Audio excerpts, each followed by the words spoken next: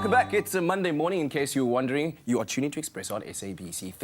And it's that time of the morning where Dr. Eve settles in with a hot topic. And this one truly a very, very challenging one indeed, because we know that there are already many challenges that face a biological nuclear family unit. Of course, that is a mom, a dad, and their own kids. Now, this can become even more fraught with complication if one of you, of course, is not a biological parent. And then, you know, are you and your partner blending families? If you are, what are the struggles that you are going through to ensure that the home environment is a stable and disciplined one? And we're talking about step parenting with our relationship expert, Dr. Eve, and she's here to engage with you with your questions and comments. So please do give us a call. You can call us on 021 430 9881 and engage with us. Dr. Eve, always a pleasure. Hello. Hello. Good morning, Hello. Dr. Eve. Well, this is a big one, you know. It is.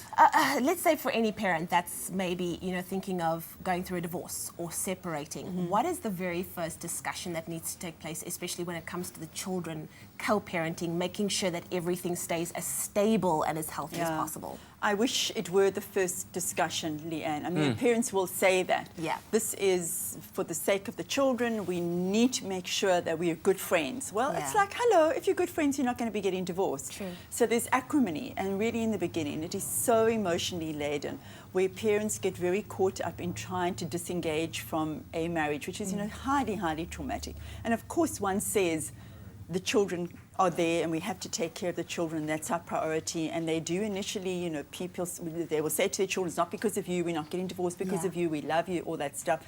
But then it goes into litigation, and that's when things become a, you know, a real mess, where you're fighting over custody, you're fighting over maintenance. And it is, the courts of South Africa said this is for the sake of the children. We have to make sure the children come first. But there's a lot of caretaking of oneself to stabilize oneself as adults, and I think the children are almost put to the side a little. And then once things have settled down, there is a reintegration. There is a sense of reintegration of self into me as a person, now taking care of these children on my own and getting used to having a solitary life with your children, and then getting into discussion with your ex. So we know that that's going to happen. But then the complications come when either one of you meets new people, or perhaps there was another person in the background all the time that the children either knew about or didn't know about. So now you've got to blend in this new person into your life with your children. And one of the most, you know, common questions that are always asked of me is, when do I begin to introduce my new date or a new person? When do I get my first sleepover while the children are there? So that's something that has to be really thought through very carefully, and I want our viewers to tell us about what they do about that, because everyone has a right to start dating again, but how do you blend in that person? And then, as we're going to talk about today, which is really our focus, is how do we stabilize that environment so that the children have to have as much equilibrium as possible, because it's absolutely unsettling for children. Divorce is unsettling for children, but then bringing in a new partner is really, really traumatic. And not only a new partner, because this new partner may have their own children. Exactly, yeah. So it's very fraught. So clearly a lot to be discussed indeed. So 021 430 9881 is the number we're asking you to call and engage with us on this topic, a very, very important one indeed. It's my feel-good breakfast show. Sure, dis lekker daar in die kombuis. UN is a family show. It's a family show. Talking about family show, we're talking about blended families this morning, and of course the intricacies around co-parenting and step-parenting. If you have any question or comment for our relationship expert, Dr. Eve, why don't you give us a call this morning, 021 430 9881.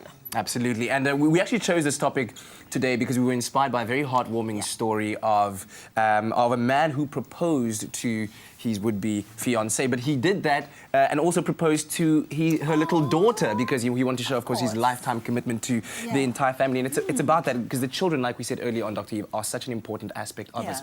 And we didn't really get to the part of, as a parent looking to phase a new partner into your world with a child, what do you then say to the child, especially a child who then can understand that there is somebody new coming into my life who I might have to call dad or mom? What do you say? Well, maybe not to have to call them that stuff, because I really believe that you've got to keep your biological parents your parents. And I think unless the child chooses to do that, that should not be imposed upon the child, and deny the fact that the biological parent is still alive and there Let's hope that they're there. I'm saying that they're there, Katlecha, but we know in our country, unfortunately, we have a terrible history of men disappearing and creating new families and just never blending back into the family again. So I think it's, very, very important. And one of the strongest messages, I guess, that I do want to give to our viewers is if you are going to be dating, please, please do not bring every Tinder date or Grindr date home. Yeah. And introduce them into your family. Do not begin blending sooner than what you have to, because it's really traumatic for children to have to make an adjustment and then to have to terminate that relationship when that person just disappears overnight. Yeah. They form attachments because that's what we do. We form attachments to people. And then if this person is not going to be significant, and you will know that when you meet this person, whether, first of all, you're in a place to have a new relationship, and whether you do want to be blending or you just want to be flirting and having fun and hooking up, that's fine. But kind of keep it really private. Don't let your children be involved with that. And the same for the other parent, the co-parent as well. Be really cautious and be mindful and responsible as a parent around how you're conducting your love affairs when it comes to your children. You're separated and 55% of people are divorced, so accept that new relationships are being formed all the time. So be very cautious. That's the most important thing, is protecting your children from not beginning this blending straight away. Now, I did a Twitter poll, as you saw last night. I started it and I asked people, what is the role of a new person coming in terms of disciplining your children? Yes. That's something that's a big one. that I hear in my therapy room a whole lot. And it's incredibly complex because you've got 4 parents. You may have potentially 4 new parents, so-called. So you've got the biological parents. They each have a partner. So now you've got 4 value systems that are coming in. And you may be also having 4 different children, many different children from different families. How do you know what value system is the one that rules? So say that I'm now hooked up and in relationship with a significant other. You two are in a relationship and you've got your own children, and this common biological child that we have visits you. But now Leanne has her own way of disciplining, Katlecha has his own way of disciplining, and they may have something which is in common in their household, but still different principles. I have my own values. A new partner has their own values as well. And here you bring these children, his, hers, ours, into the mix of it. And who's responsible for disciplining? Oh my goodness, so many complexities here to Yeah. discuss. So if you are somebody who has successfully done this, or you are struggling with this kind of blending situation of families that we're talking about, give us a call on 021-430-9881. It's my feel-good breakfast show. Welcome back. This is your Feel Good Breakfast Show on a Monday morning. Dr. Eve is in the house on the hot seat. We're talking all about blended families. Are you becoming a co-parent? Are you becoming a step-parent? What are the different challenges that you're dealing with? Perhaps you've been able to do this successfully with a family that is now stable and well-balanced. Please give us a call on 021-430-9881.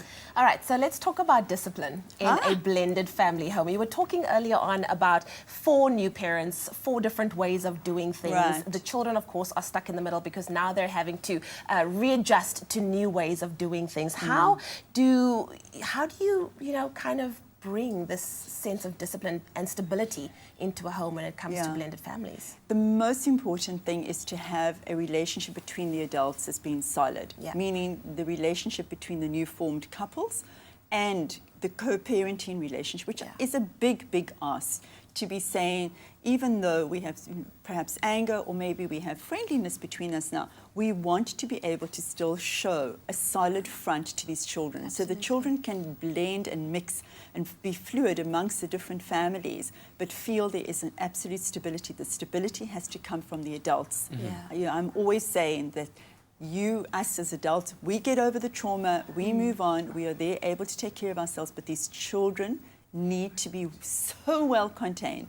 So there are different stages. Once there is the termination, the ending, the divorce stage, those children need to be absolutely held in the same structures, and the discipline and whichever parent that they're staying with, the primary parent, or even if it's been shared custody, there has to be rigidity around discipline, because children need to know that the same rules apply in terms of their discipline.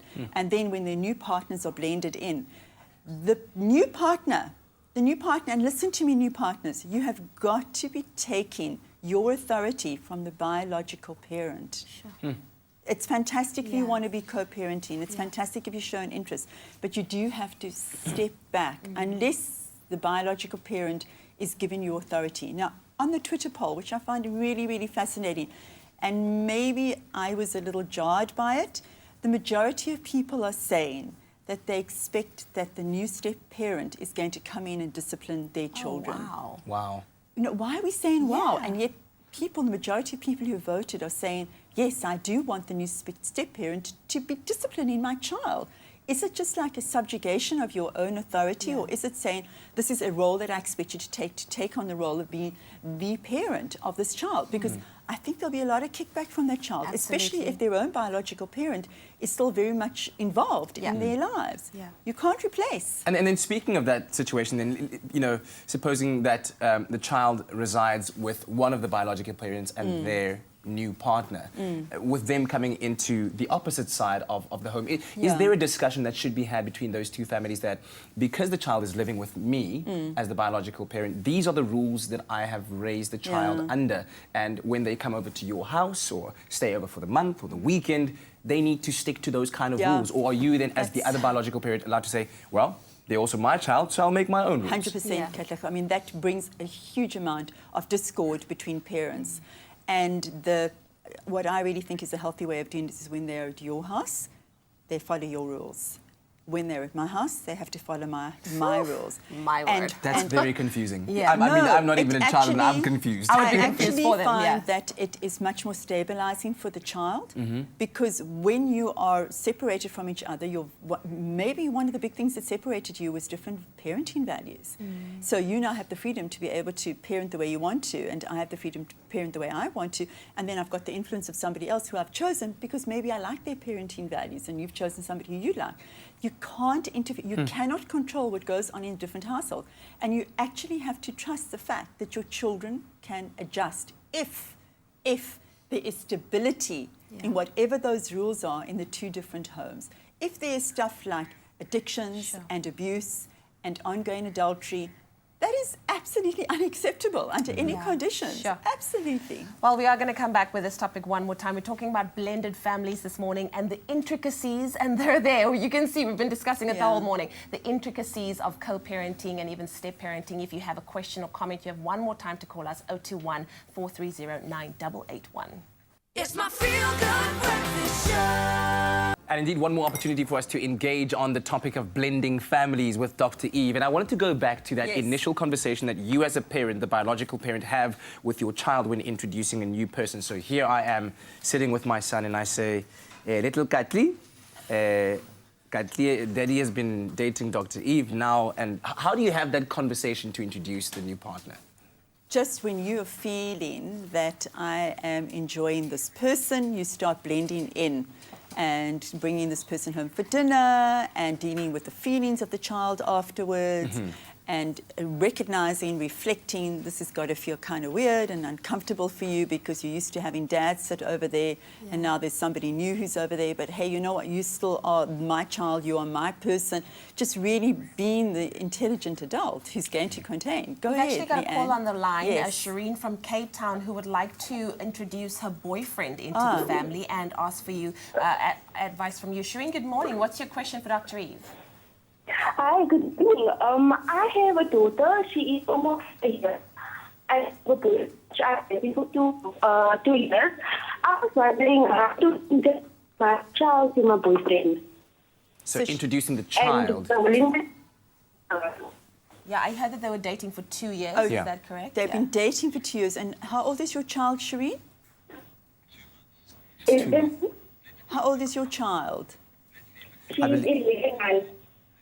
11 months old, Okay. is it? The child is a year old? A year old? Yes. Okay, so your child, does your child still have contact with her biological father? Unfortunately, I think we've lost the line. Oh, so we don't really know. Yeah, So so, the let's story is- kind of speak on what we have right now. So what do we have? So we have that the child is about a year old. They've been dating for 2 months. 2 months. Oh, I thought and 2 she's years, now okay. looking to introduce the child to the boyfriend. Fantastic. I mean, just thinking the child will have such limited memory unless the biological father is there, that there is a great opportunity here for her to form some kind of bond. But I'm hesitating because 2 months is really, is really very new short, in a relationship. It's really, really new. So just start taking the child on outings and let her become familiar with this new person who is in your life. But do not make overcommitments and overpromises. Please, please, please. 2 months is really, really fresh into a relationship, and you do not know what your attachment to this person is going to be. You have to formulate that, and you have to feel the significance of that before you just let this person come in and be a present part of your life forever and ever. That child will form an attachment irrespective of the age. Go slow. Go slow. Yeah, we don't have any more time left, but I Yes. wanted to know, is there a certain amount of time that one should wait, especially when you're thinking of becoming a blended family? We don't know what the gravity of the situation, maybe it was divorce, maybe it was death. Absolutely, Is yeah. it like, should you wait a year Yeah. before bringing someone new into the family so the kids can first have some stability before introducing a new person? You know, there isn't any evidence to show that if it's a month or if it's a year, if it's 10 years, it's going to have less trauma, because we accept that there's going to be trauma on the child. It is always so dependent on the responsibility of the adult. Okay. Please to be responsible adults and to work it out. We can't say to you 1 year, that's it, it's good time for you to be doing that. Yeah. Blend it in, but always keep the family unit absolutely contained, loved, and controlled. Absolutely. Well, thank you very much to Thank you so Shireen much, for Dr. sharing with us. And Dr. Eve, thank you very much. Can we do this again next week? I would love to. And just get onto my Facebook page, because you can keep chatting over there. Yeah. Wonderful. Thanks, babe. Yes, keep. Thank you very much. We'll do it again next We week. blend in. He's cute. He's cute. He's cute.